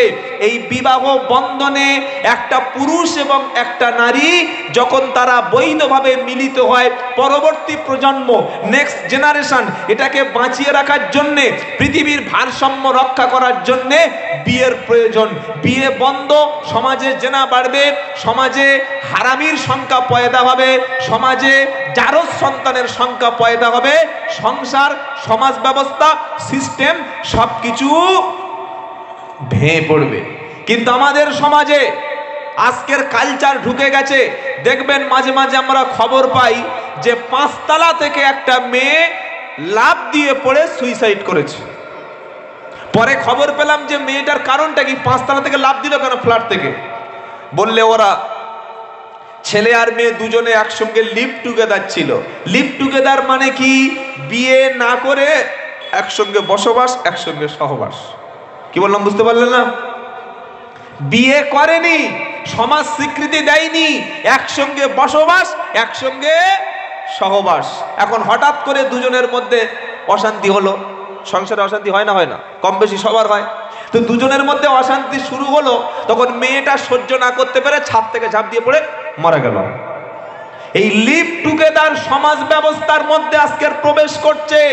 যেদিন সামনে আসছে আমাদের যুবকদের জন্য, আমাদের তরুণদের জন্য যেদিন, সেদিন আর সমাজে বিবাহর কোনো মান থাকবে না। আজ থেকে 10 বছর পরে বিয়ে প্রথাটাকে তুলে দেওয়ার জন্য সমাজের কিছু নিকৃষ্ট জীব, কিছু এনজিও সংস্থা, কিছু ইহুদি, কিছু খ্রিস্টানেরা, তারা সমাজকে, মুসলমানদের বোঝাচ্ছে বিয়েটা হলো ওটা আগেকার বাজে জিনিস, ওটা সমাজের নোংরা জিনিস। বিয়ে ছাড়াও তো ছেলে মেয়ে একসঙ্গে প্রেম করে ভালোবাসা করে থাকতে চায়। বিয়ে ছাড়া তো একে অপরকে দেখাশোনা করতে পারে, বিয়ে ছাড়াও তো একজন আরেকজনকে ভালোবাসতে পারে। এই নোংরাটা, এই অশ্লীলটা, এই হারামটা যাতে সমাজের যুবকদের মধ্যে ভালো করে ছেয়ে দেওয়া যায়, যুবকদের মনের মধ্যে প্রবেশ করিয়ে দেওয়া যায়, তাই শয়তানের সবচাইতে বড় যুক্তি যে মনের পর্দা হলো সবচাইতে বড় পর্দা। বলে না? কি গো, বলে না? বলে না? শয়তানের শেখানো দুটো মারাত্মক ভাষা। এক, নামাজ না পড়লে কি হবে, ঈমান ঠিক আছে। আর 2 নম্বর হলো মনের পর্দা হলো সবচাইতে বড় পর্দা। বলছে আমি একটা মেয়েকে নিয়ে যখন ঘুরতে যাই, তখন আমি কি আর খারাপ দৃষ্টিতে দেখি? আমি ওর সঙ্গে ভালো মন নিয়ে যাই। পবিত্র প্রেম। খ্যাপা কথাকারে প্রেম কোনোদিন পবিত্র হয়? বললে আমি ওর সঙ্গে কোনো খারাপ কাজ করি না। মনে রেখে দেবেন আল্লাহর নবীর হাদিস। নবী বললেন একজন পুরুষ এবং একজন নারী দুজন যখন এক জায়গায় প্রবেশ করে, তারা যদি অবৈধ সম্পর্কিত হয়ে থাকে, 3 নম্বর সেখানে প্রবেশ করবে শয়তান। শয়তান প্রবেশ করে তোমাদের মধ্যে জিনা, তোমাদের মধ্যে ব্যভিচার করিয়ে দিয়ে তবে শয়তান ছাড়বে। এজন্য বিয়ের আগে যতগুলি রিলেশন আছে, যতগুলি সম্পর্ক আছে, ইসলাম বলছে সবগুলোর নাম হলো জিনা। অবৈধ নারীর কথা, গার্লফ্রেন্ডের কথা, বয়ফ্রেন্ডের কথা ফোনের মাধ্যমে ঘন্টার পর ঘন্টা কান দিয়ে শ্রবণ করা, এটা হলো কানের জিনা। বললে হুজুর ও গান শুনলে আপনার সমস্যাটা কি? আরে একটা ছেলে গান লুকিয়ে লুকিয়ে শুনছে, সে পাপ করছে, আর একজন বক্সে বড় বড় করে বাজনা করেছে বিয়ে বাড়ি, ও তো ফাসিক। ফাসিক মানে কি? পাপিষ্ট। কিরকম পাপ? যেটা প্রকাশ্য করা হয়। খবরদার, মসজিদ কমিটি যারা আছেন, মেম্বার, সেক্রেটারি, সভাপতি, সদস্য, বা যারা আমাদের ওই রাজনীতি করেন মেম্বার্স আছেন, তাদেরকে নিয়ে যুবক ছেলেরা পরিষ্কার বলে দেবেন, গ্রামে বিয়ে বাড়িতে কোনো অনুষ্ঠানে গান বাজনা চলতে দেব না। যদি চলে, মসজিদ থেকে কোনো মুসাল্লি যাবে না, তার বাড়ি থেকে কোনো কাজ হবে না। মরে গেলে তোর জানাজা ভাই তুই পড়িয়ে নিবি, তোর মেয়ের বিয়ে তুই পড়িয়ে নে। শুনতে পারলে না? এই সামাজিক বয়কট যদি আমাদের থাকতো, আজকে সমাজে অন্যায় হতো না। আগে লোক মদ খেত লুকিয়ে। কি বললেন? হ্যাঁ, মৌলভী সাহেব চলে যাবে, আমরা তো মৌলভীকে রেখেছি চলে যাওয়ার জন্য। উনি যদি বলে যাব না, সেক্রেটারি বলবে ইমাম রাখবো না। কেন? যার বাড়ি গান বাজনা, সে মসজিদে দেবে 1 লাখ টাকা, যাবে কোথায়? কেসটা বুঝতে পারছেন? লোক কোথায়? ফোঁড়া হয়েছে পেটে, আজ ঘাট টিপছে, যাবে। হ্যাঁ, যেখানে টিউমার ওই মালটা কেটে বাদ দিতে হবে। কি বুঝলেন? সেজন্য ওলামারা এখানে আছেন, অনেক বড় বড় ওলামা, তাদের সঙ্গে আলোচনা করে কাজ করবেন। বিয়ে যখন হয়ে গেল, আপনার স্ত্রীর সঙ্গে কি আচরণ করবেন কোরআনে লেখা আছে, বলুন সুবহানাল্লাহ। ওয়া আশিরুহুন্না বিল মা'রুফ, আল্লাহ বলছে তোমরা তোমাদের স্ত্রীর সঙ্গে ভালো আচরণ করো। স্ত্রী মানে দাসী না, স্ত্রী মানে কাজের মেয়ে না। অনেক শাশুড়ি মনে করে বৌমা মানে কাজের মেয়ে। অনেক শাশুড়ি মনে করে আমার ছেলেকে বড় হয়ে গেছে, সংসারে কাজের লোকের অভাব, তাই আমরা একটা কাজের মেয়ে এনেছি। না না না, স্ত্রীকে ভালোবাসুন। বিশ্বনবী মুহাম্মদ মুস্তাফা সাল্লাল্লাহু আলাইহি ওয়াসাল্লাম বলেন, তোমরা যেমন খাবে স্ত্রীকে তেমন খাওয়াবে, তোমরা যেমন পোশাক পরবে স্ত্রীকে তেমন পোশাক পরতে দেবে। খবরদার তার সঙ্গে খারাপ আচরণ করো না, তার মুখের উপরে, চেহারার উপরে মারবে না। ঝগড়া হলে, অশান্তি হলে তুমি কখনো তালাক দিও না। সে যদি ভুল করে তুমি ভুলটাকে ক্ষমা করো। একটা ভুল করলে বাকি 99টা ভালো কাজের জন্য তুমি তাকে গালাগালি দিও না। মনে থাকবে ইনশাআল্লাহ, মনে থাকবে বাবা। খবরদার, সংসারে আগুন জ্বলে গেল মানে ওর জীবনটা শেষ হয়ে গেল। যার স্বামী স্ত্রী মিল আছে, কুড়ে ঘরে থাকে, আল্লাহর রহমত, কোনো অশান্তি নাই। আর বিশাল 2তলা বাড়ি, প্রত্যেকটা রুমে AC, dining table, dressing table, আর সোফা, গদি, খাট, এলসিডি, কি নাই। কিন্তু রাত 12টার আগে স্বামী বাড়ি ফেরে না, আর বাড়ি ফিরে দেখছে স্ত্রী একটা ছেলের সঙ্গে হ্যালো হ্যালো জান, হ্যালো জান, দেখেই বলছে কোথা ফোন করছিলে? আমি যেখানে করি তোমার বাবার কি? হ্যাঁ, শান্তি নাই। আর ইমাম সাহেবরা, এই যারা ওলামারা বসে আছেন, কোনোদিন শুনেছেন কোনো মৌলভী সাহেবের বউ তালাক হয়েছে? নাম বলুন। কথা বলে না। ইমাম সাহেবের বেতন কম কত? মাত্র 10,000, তাই তো? 7,000। মসজিদের টাইলস বেচুন, বেচে ইমামের মাইনে বাড়ান, নামাজ হবে না। তো সহজ নাকি? হে বাবা, খালি টাইলস বিছিয়েছে মসজিদে। আপনাদের মসজিদ কথা, আমাদের এলাকার কথা বলছি। এত সুন্দর টাইলস, আর কি সুন্দর মসজিদ। আর ইমাম সাহেবের কেরাত শুনলাম একটা মসজিদে, আল্লাহু আকবার, আলহামদুলিল্লাহ রাব্বিল আলামিন আর রহমানির রহিম মালিকি ইয়াউমিদ্দিন। নামাজটা শেষ হয়ে গেল, বাইরে গিয়ে নামাজ আবার পুনরায় পড়ে নিলাম। কি হলো? নামাজ পড়লেন কেন আবার? শুনুন। আচ্ছা, যদি কোনো লোক ওযু না করে নামাজ পড়ে, নামাজটা কবুল হবে? হ্যাঁ বা না বলুন? হবে না। কেউ যদি নাপাক কাপড়ে নামাজ পড়ে কবুল হবে? হবে না। কেউ যদি হাফ প্যান্ট পরে, আন্ডার প্যান্ট পরে নামাজ পড়ে কবুল হবে? হবে না। নামাজে যেমন ফরজ যেগুলো আছে ভিতরে বাইরে, এগুলো ছুটে গেলে যেমন নামাজ নষ্ট হয়, বাতিল হয়, নামাজের একটা ফরজ হলো কুরআন তেলাওয়াত করা। আর কুরআন তেলাওয়াত করার মধ্যে সহি করে তাজবিদ এবং তারতিলের সঙ্গে ওয়ারাত্তিলিল কুরআনা তারতিলা, তাজবিদ তারতিলের সঙ্গে ঈদগাম, ইজহার, ইখলাব, কখন একালিপ কখন চারালিপ টান, এগুলো জেনে তবে তেলাওয়াত করাটাই ফরজ। যে ইমামকে দিচ্ছেন 3000 টাকা 4000 টাকা, কি করে ভালো ইমাম আসবে? তাই সত্যটা বলে দিচ্ছি, শুনে রাখুন, মিনিমাম ইমামকে দেবেন 10,000 টাকা। প্রত্যেকটা মহল্লার মধ্যে টাকার অভাব নাই। ক্যাশিয়ার প্রত্যেক বছর হিসাব দিচ্ছে, এবছর আমাদের ক্যাশে 18,72,759 টাকা 83 পয়সা। ধরে ধরে বলে দিচ্ছে, হিসাব করে দিচ্ছে। এত টাকা ক্যাশে, আর ইমামের দিচ্ছেন 6,000 5,000। আপনি যদি ইমাম সাহেব হন, আপনার ছেলে যদি একটা মসজিদে ইমামতি করে, বলুন তো, আপনার ছেলে যদি ইমামতি করে, আপনার ছেলের যদি 6,000 টাকা কেউ বেতন দেয়, আপনি কি মেনে নেবেন? নেবেন না। আপনারা বলবেন ইমাম সাহেব কাজ করে খেতে পারে না, চাকরি করুক, ব্যবসা করুক, দর্জি করুক, মাঠে কাজ করুক। আচ্ছা ভাই, আমরা সমাজের সেই মানুষ যারা ইমামকে 24 ঘন্টা ডিউটি করাতে পছন্দ করি। তিনি আপনার বিপদ, আপনার বাড়ি মারা গেলে, কেউ অসুস্থ হলে, আপনার সন্তানদের কোরআন শেখাচ্ছে। আমি বলছি না যে আপনারা বেইনসাফি করছেন, কিন্তু এতটুকু সাম্মানিক ইমামকে দিন, মাসের শেষে যেন তিনি বাড়িতে গেলে তার বিবি, তার বাচ্চা, তার বাবা, তার মা খুশি হয়। 6,000 টাকা হাতে দিয়েছি, বাড়িতে গিয়ে দেখছে 3,000 টাকা চালের দোকানে, সবজির দোকানে 1,000 টাকা, ডাক্তার 1,500 টাকা, আর কাপড় কিনে নিতে বলেছে, কাপড় আর কিনে নাই। কোনো স্বামী যদি, স্ত্রী যদি স্বামীকে বলে আমার জন্য একটা কাপড় আনো, আর স্বামী যদি না নিয়ে যেতে পারে, স্ত্রী খুশি হয়ে রাত্রেবেলা গলায় জড়িয়ে ধরবে, তাই না? এ কি গো, বলো বলো, তুমি স্বামী, তোমার কি ভালোবাসে গো, একটা কাপড় দেওয়ার ক্ষমতা নাই? বলবে না, বলবে না, এটা করবেন না। আপনি আপনার বাড়িতে সকালবেলা ইমাম সাহেবকে ডেকে, হুজুর টিফিন করুন, মুরগির লেগ পিস, দামি পরোটা করে, বড় বড় 10 টাকার মিষ্টি তার প্লেটে দিলেন, হুজুর খাবে।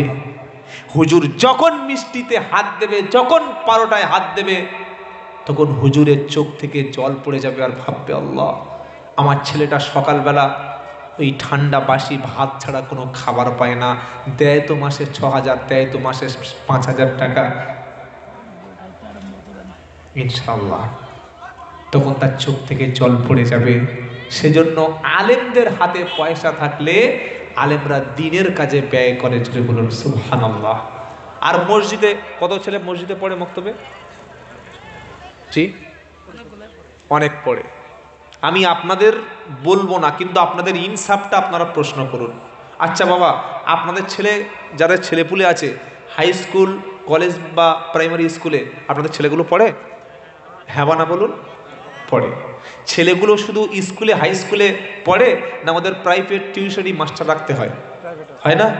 কোনো সায়েন্সের, ম্যাথামেটিক্স, তারপরে ইংলিশ, কি গো, বাংলা আছে না নেই? আছে। সায়েন্সের মাস্টার, বাংলার মাস্টার, জিওগ্রাফির মাস্টার, ম্যাথামেটিক্সের মাস্টার, প্রত্যেকের বেতন এক না আলাদা? আলাদা।